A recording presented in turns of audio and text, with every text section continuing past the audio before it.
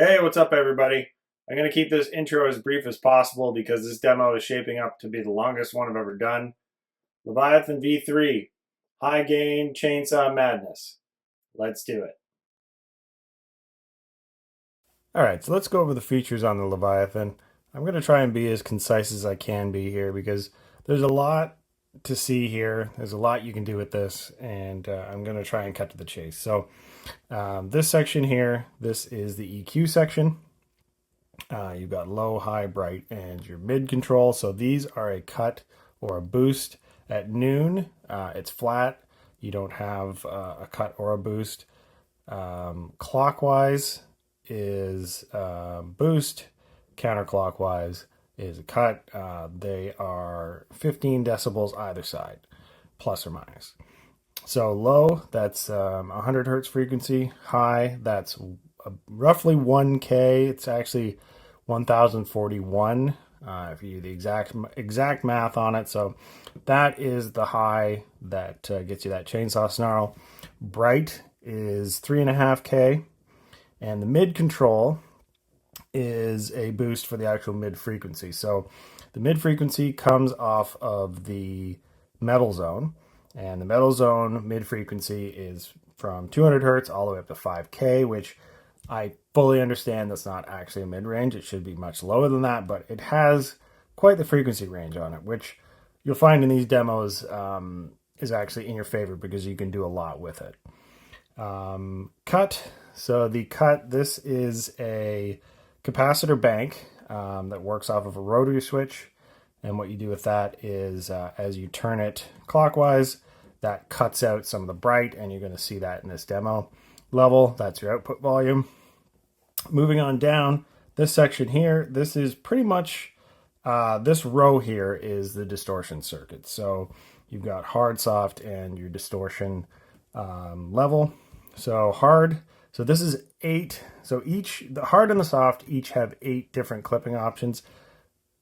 Put that together, you've got 64 combinations. So it's quite the combinations, and I'm going to go over these as quickly as I can. So all the way fully clockwise. So in this position here, you've got, that's your off position. So there's no hard clipping. One more position that is symmetrical silicone clipping. Next one is asymmetrical silicone clipping. Next one is Schottky symmetrical. Next one is Schottky asymmetrical. Next one is LED symmetrical. The one after that is LED asymmetrical, and then the last position is MOSFET. So I didn't label these on here because it would really clutter the design. I wanted it to be a very slick looking design. Now there is a manual, an actual soft copy you can get from my website that will have all these settings in an actual diagram. So you can take a look at them, and I'll have the description of all of them. This is just basically a quick rundown. So looking at the soft has the exact same clip options. The only difference being that instead of the off position, this is integrated circuit clipping, which because of the way that the distortion circuit, the signal runs through it, you really can't avoid it. You're always going to have some form of integrated circuit clipping. The distortion control, so this is actually taken off of the Arion Metal Master, which is one of my favorite distortion controls. It's very adjustable. You can really dial it in very precisely. So moving on down to this row here, you've got core, series, parallel, and then you've got distortion bypass. Core, so these are crossover distortion diodes is what they are. They are germanium diodes that you can find in the HM2. What they are is basically a primitive noise gate. And a lot of people, there's a lot of arguments. Do they work? Do they not? I'm going to show you in this demo that they do work.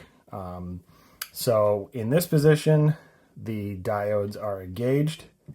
In this position, they're disengaged. So I forgot to mention the crossover distortion diodes follow the distortion circuit. So it's basically a primitive noise gate after the distortion circuit. And you'll see as you get the distortion gain up very high, these do come into play. If you've got it set low, you can disengage them. They actually add a volume boost, but there's a cost there because it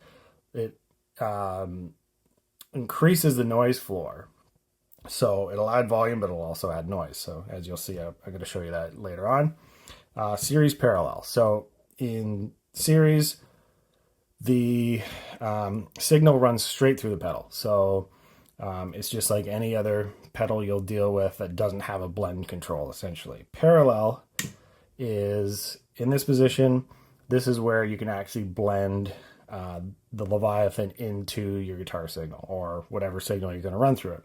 The level control is your actual blend control at that point. So you're going to use the level to blend in the Leviathan signal with the signal you're pushing through it. Distortion bypass. So what this is it allows you to use the EQ circuit, so these first two rows essentially, on their own. So you can run another dirty pedal through this. So in this position, the distortion is on. Click it down, it turns off this LED, and then the distortion is off, and you can use just the EQ. You could run this into the effects loop on an amp if you wanted to use it as like a post EQ kind of thing. It's pretty versatile that way. And of course here you have your on off switch. And one last thing, one last little Easter egg is there is a buffered and a true bypass switch next to the foot switch inside. So this is kind of an argument that a lot of people get into, buffered versus true bypass. Everybody's got the hill they want to die on, but you can make a choice here. So in this position, it's buffered, and in this position, it's true bypass, so there is no buffered signal at all. So let's take a look at the clipping types on the Leviathan. I'm not going to get into every clip type because there's 64 combos. I'm going to show you the top 3 that I really dig, so let's do it.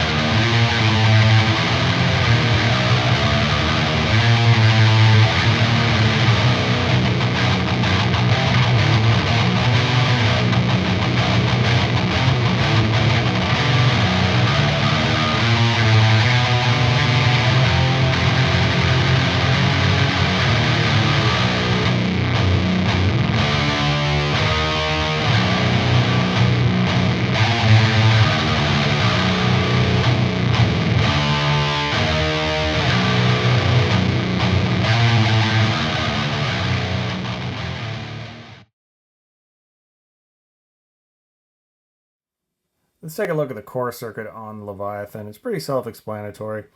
So what you're going to see on this graph is the noise floor. So if I turn this pedal on, that's the noise floor we've got right now with the coring circuit engaged, the core diodes. And we've got the distortion cranked pretty high. Now if I turn this off, see how much it spikes? So there's your argument for the coring diodes right there. They do add quite a bit less noise. They take it down. Now that also is a volume decrease as well. So turn it back on and you can see how much the noise drops.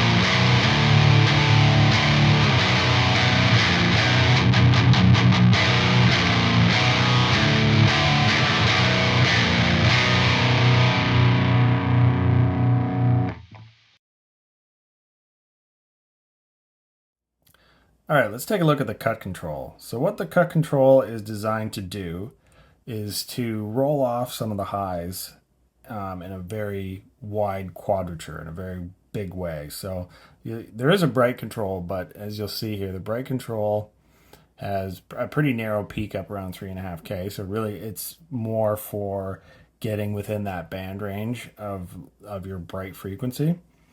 Whereas the cut control rolls off the highs starting at 10K all the way down to 800 hertz, and it does it and it basically casts a much bigger net. So starting, we're gonna go clockwise, starting in the last position, that's 10K, and it rolls down to about 8, and then there is about 5, then 3K, then 2K.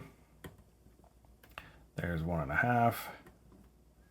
There's 1 kilohertz, and then there's 800 hertz. So that's the idea behind it. All right, so let's take a look at the most obvious comparison, which would be the HM2 compared to the Leviathan. Leviathan is based on the HM2, so in all theory, I should be able to get the HM2 EQ. So let's take a look at it here. I've got the distortion rolled off for both of these, so you can just see the EQ range.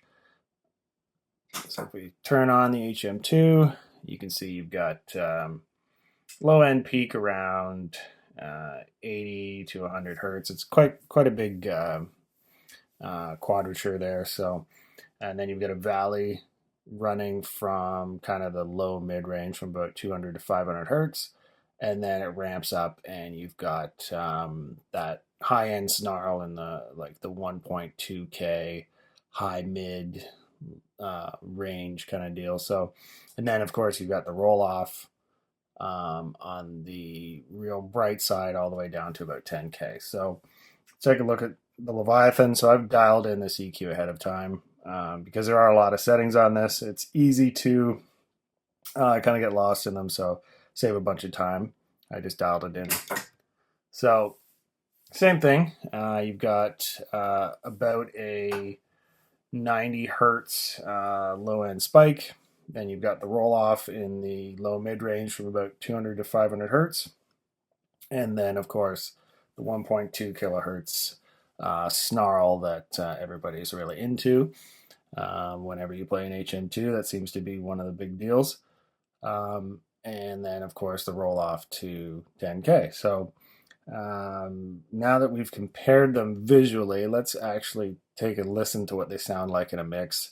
I'll put the HM2 right next to Leviathan, and we'll just do kind of a rough mix of one compared to the other, and you can hear how close they compare and hear the difference.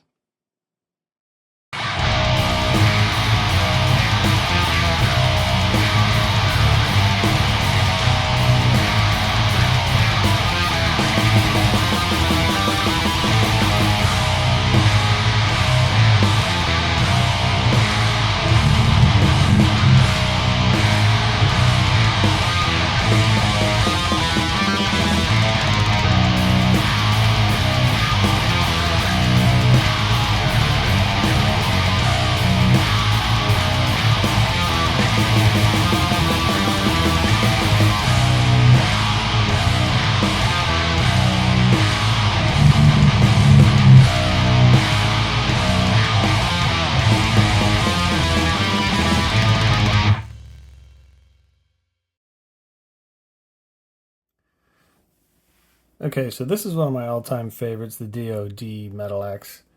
And the Metal X does pretty much what it says. It's like a high gain distortion for metal tones.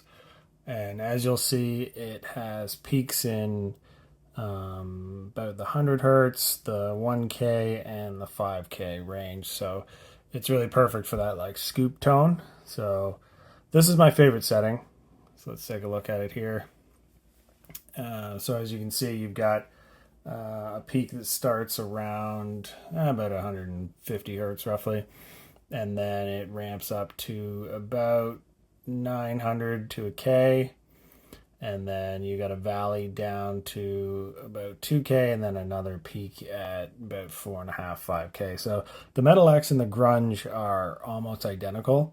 The Grunge has a bit more high end to it. It's a bit more nasally and thin. I don't like it as much as the Metal X. So this is my comparative tone on the Leviathan.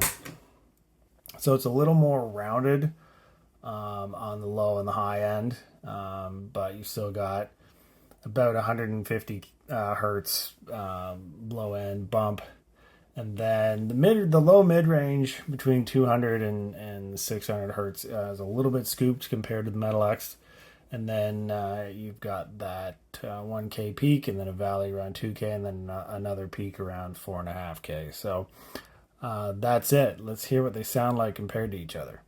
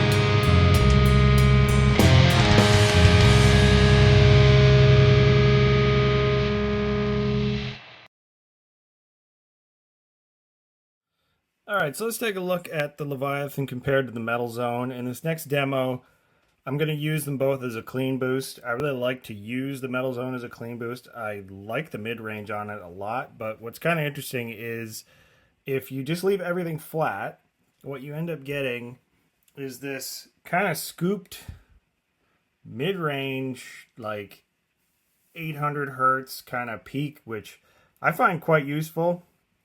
Especially when you're just trying to, give a bit of front end punch to an amp. So what I've done here is I've tried to replicate that, and you'll see just like how much the metal zone cuts off the low and the high end compared to the Leviathan. So I've really tried to scoop it as best I can, but you can see how the high end really is just always there on the Leviathan compared to the metal zone, which really cuts it off. So, I mean, that's definitely a taste thing. I mean, for me, I still like to have those highs there. I mean, it's not a good or a bad thing. It's just the way it is. So, yeah, let's hear them side by side.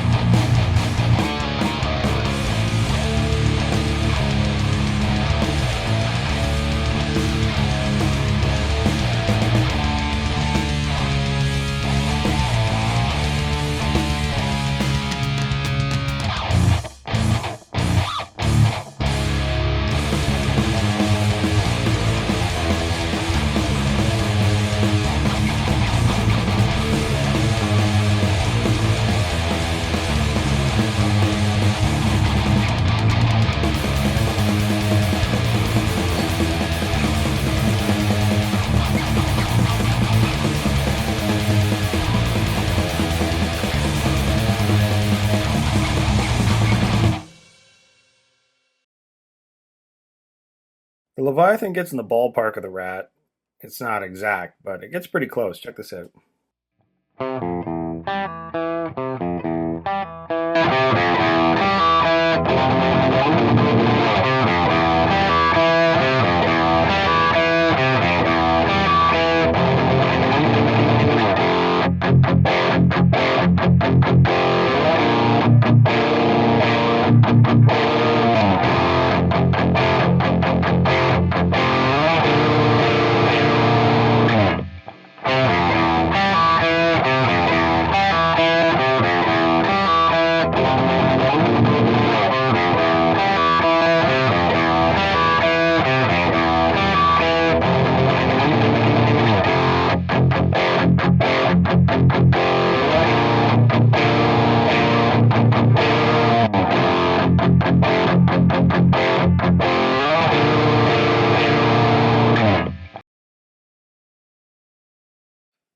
So the Leviathan can get into the DS1 range as well. I mean, it's not exact, but it can kind of get ballpark. So let's check this out.